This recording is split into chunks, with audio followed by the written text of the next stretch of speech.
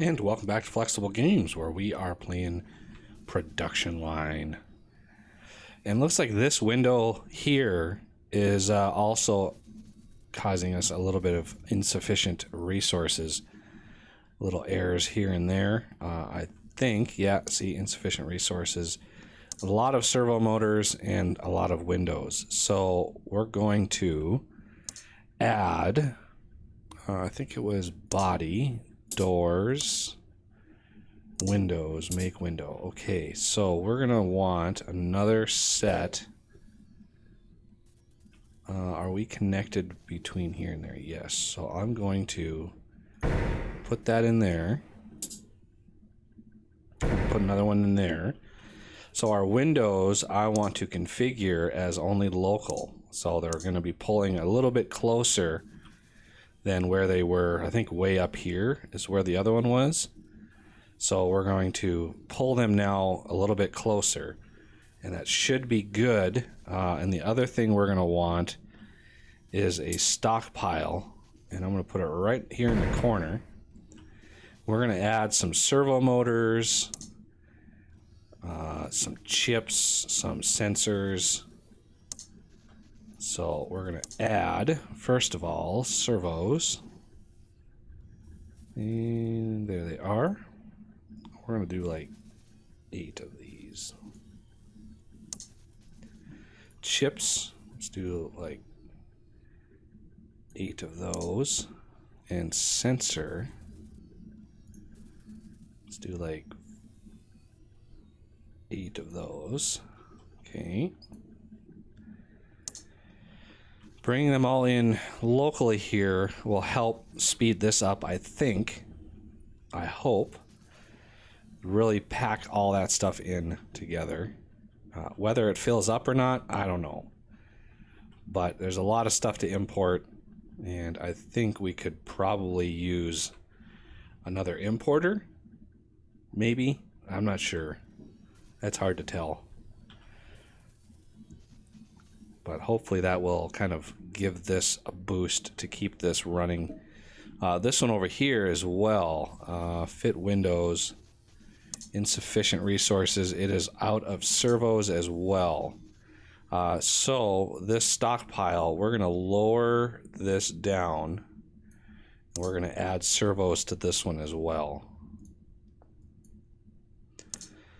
So that way, hopefully this will empty out, because we're pulling windows from here. There's no reason why they have to go around like that, so we're just gonna put those directly in like that. Should be good. Pull the servos in somewhat closer. As it pulls windows out, it'll fill them up with servos, and then we'll be able to move those a little bit more efficiently, I hope. So I'm looking at, the 1 second per car thing, and I think we're going to need at least 2 more lines in order to get to that goal. And I'm thinking down here is a nice big area. We'll be able to put 2 more lines in here. So we'll start them up here, we'll go down as far as we can, and then we'll go back up here and then build the rest. And then we have 2 export lines right in here that we can use. Granted, this is going to take a lot of power, and hopefully we'll have enough room also to build some of our stuff locally like we do all the way up in here. And I'm looking at our prices, and looks like our door panels, door panels went up in price quite a bit, actually. $348 per panel. So in here, where's our door panels? I'm thinking there they are, right in here. So here's our door panel. This resource inputter is not tapped out at all. We've got just a trickle of stuff coming in this one. So I'm thinking a major door panel setup here. So this is 3 minutes and 20 seconds for door panels. And if we look, we have a big door panel manufacturer up here. Door panels themselves, 3 minutes and 12 seconds to make one door panel. And the door panels take 2 of the steel sheets, and the steel sheets take 2 minutes to do. So in 4 minutes, we're able to make 2 steel sheets. So it's not quite on par with one of these. So I'm gonna need a pretty big setup, I think, to get door panels going. It's gonna be quite the process to keep all that stuff moving. So if I do make steel sheets like this is a big production. It's 3 wide, so I'm only going to be able to fit 1 in there. So if I do something like that, and then let's get door panels here. Should be able to put that right on this side, right on that side. Now granted, this thing is not enough to keep 2 of these things running, so we're going to need to make more steel sheets. Unfortunately, we're so out of space. How do we want... Actually, you know what? Come to think of it, I'm going to change this around a little bit. Steel sheets. I'm going to plop one right here.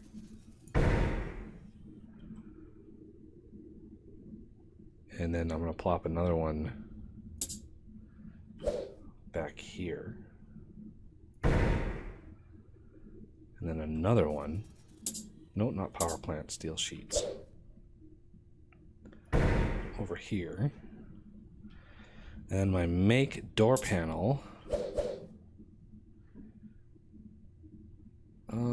This is going to be... This is a little more crazy than I thought it was going to be. Right there. Right there. So let's take preferred local on these.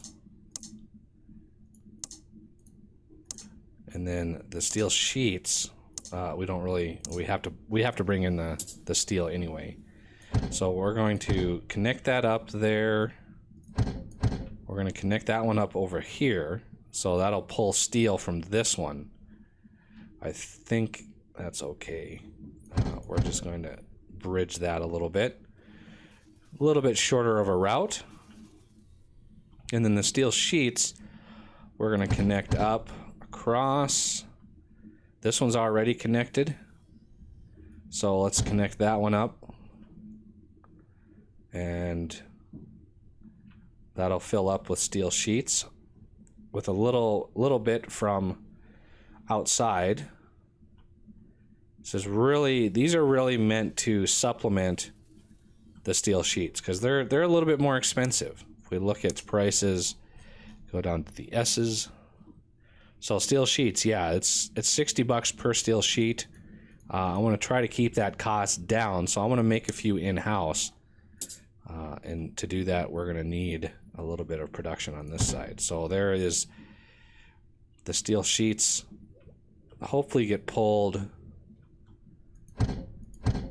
locally here. Hopefully these get pulled. Yep, there empties this out. Probably 1 or 2 coming in from there, but that's okay. And now we have door panels that we can pull. Oh, I did not mean to do that. I meant to just right click to get rid of the... Okay, so door panels. This is now making us door panels. This one's making us door panels. So let's go to configure and only local on the door panels, which should help. And these steel sheet makers are, looks like they're sufficient to keep these things running. So that's good. I'm so glad he added the configure imports thing. That is such a nice feature. So glad he added that. Tremendous help. So now we are pulling door panels locally, and hopefully we have enough to lower that cost down a little bit, because I don't think we are making our own door panels over here. I mean, even if we were to import all of our steel sheets, we would still save some money on that. So let's look at door panels now. Now they're kind of dropping in price, which is fine. $349, and it takes 2 steel sheets to make the door panel. And 2 steel sheets is $120. So I mean that's still a significant savings. It's still what, 120? So that's $230 per door panel that we would save. And then each car gets, I believe, 4 door panels. So that is almost $1,000 in savings per car that we make our own door panels for. It's a significant amount of money when considering, oh, we make, 4 doors. It's fine. Quite a good amount of savings there. I'm glad that's a good savings. Now, are we making them fast enough? I don't know. We are, I think, making them fast enough. So hopefully this will. So we got 4, 5, 6, 7, 8 here. So we need more doors. There's another few more door panels. So yeah, I think we're making them fast enough with 2 of these. And hopefully that will lower the costs a little bit. I could even start making maybe roofs, because we've got some extra stuff over here, some extra steel sheets.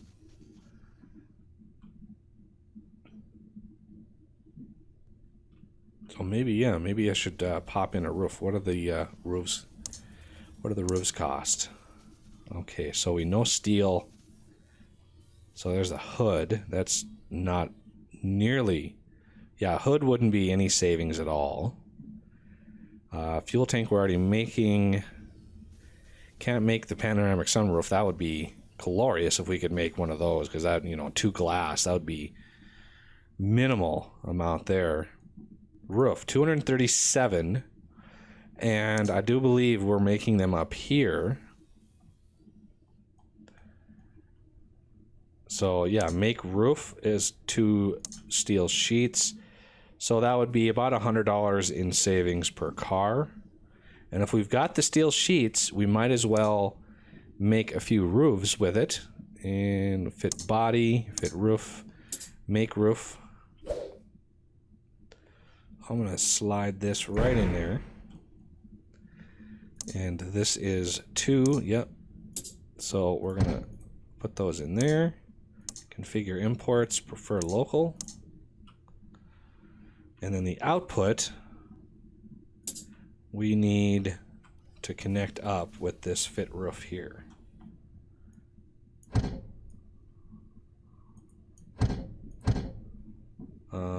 Resource conveyor right there. Okay, so the fit roof, configure imports, only local. There we go.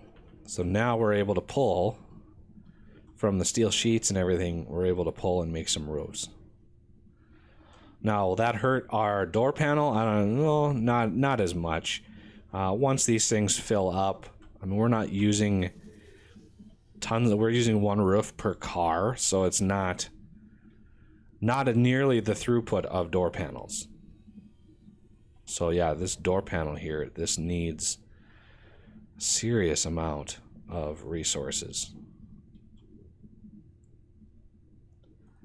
So yeah, this line now is really steady all the way through, and we've got lights. We got plenty of lights. Those are moving pretty fast. Horn, we're only using 1 horn per car, so that's minuscule amount of savings. Seats, we're doing pretty good on those because we're making them locally, so those are helping. Air conditioners. Let's look at the timings of some of these. I think I already have extra robots 1. Let's do 2 on that. Lower that down a little bit more. Seats, yeah,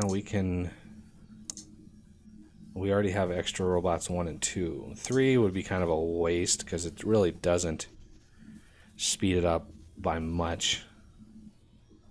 Kind of disappointed in the robots.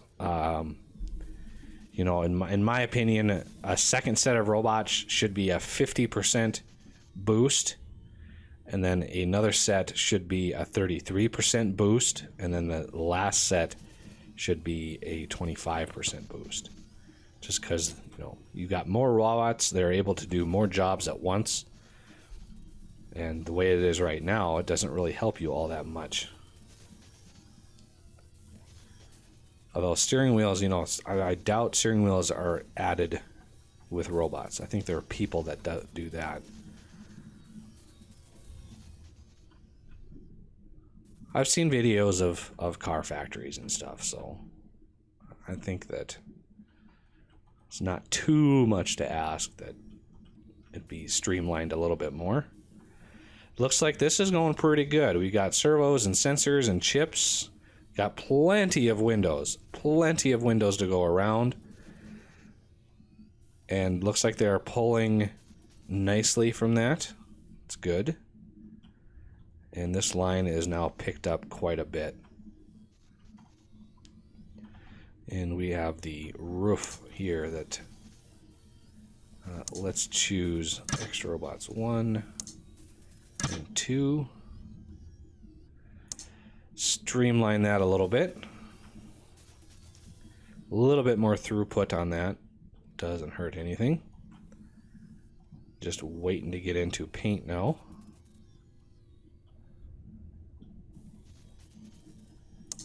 I like how the colors are randomized.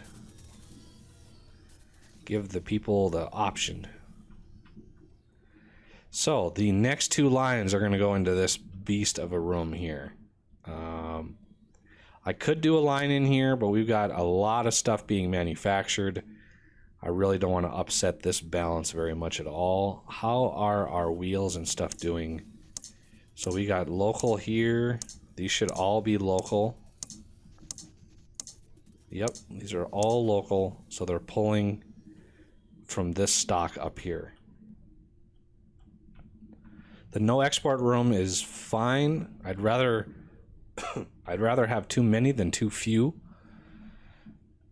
And it looks like these are maintaining their stock pretty well, though brakes are not doing so hot. Why am I making brakes? Yes, I am. And I got tons of brakes up here. So why are my brakes a little bit on the low side here? I kind of want to connect these two together. That way the brakes have a shorter time, a shorter travel time. Rather than coming all the way down here, they just come right through here. There we go. That's better. I like that a lot. Okay, so in here we're going to need all of this space. And this is going to be a little tricky, but I think we're going to be good in here. It's a lot of space. So I think on the first path down, we'll be able to do the undercarriage and the body. So you can see they're kind of color-coded here. Undercarriage and body. And then we will turn and do paint. And then we've got the engine, accessories, and the steering systems. So those will be coming up the other side, and then they'll come up, out here, and then they'll loop down and each go into on an exporter, and that should give us the 1 second per car. And then we just need to work on some efficiencies here and there. And I think both of these lines are going to have identical setups as far as accessories and options. And I'm just going to max them all out there. I'm just going to get everything, because those will be our luxury models. But we will start that process in the next episode. And so I thank you for watching, and I will see you next time.